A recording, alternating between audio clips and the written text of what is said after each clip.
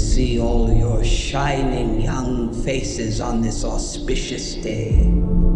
I am Dr. Volumnia Gall, your humble head game maker in charge of the War Department and all its affiliated concerns.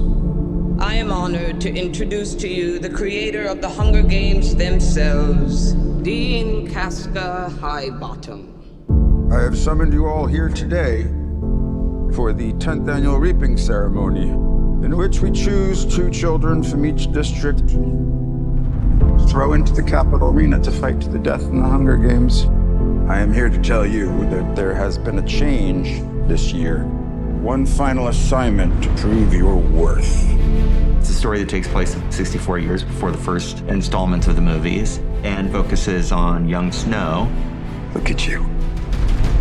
Your makeshift shirt and your too tight shoes, trying desperately to fit in when I know the Snows don't have a pot to piss in.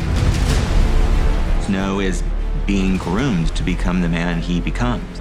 As a mentor, your role is to turn these children into spectacles, not survivors. Persuade them to perform for the camera.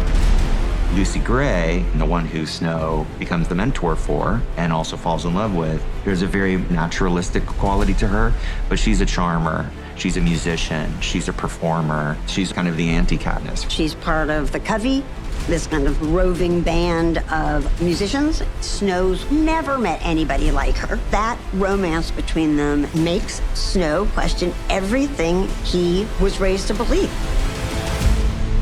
I think there's a natural goodness born into us all. You know, really, you can either cross that line into evil or not. And it's our life's work to stay on the right side of that line.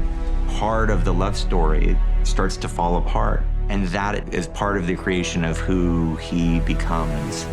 It's the things we love most that destroy us. Most everybody that I work with is coming back. Trish Somerville is doing the costumes for this movie. Joe Willems, who shot Catching Fire, the Mockingjays.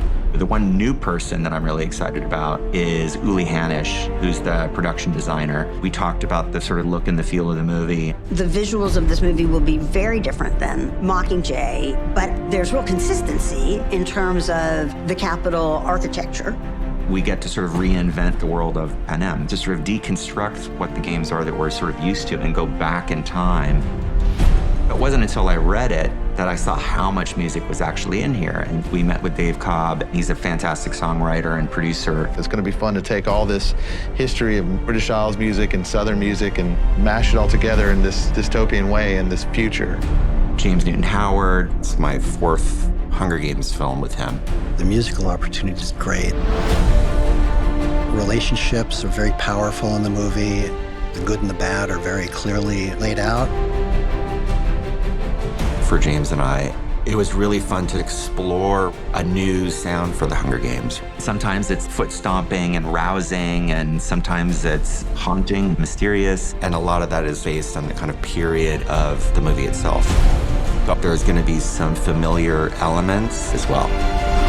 Hanging Tree is back in a completely different iteration and treatment. Here, we get to see Lucy Gray coming up with it for the first time.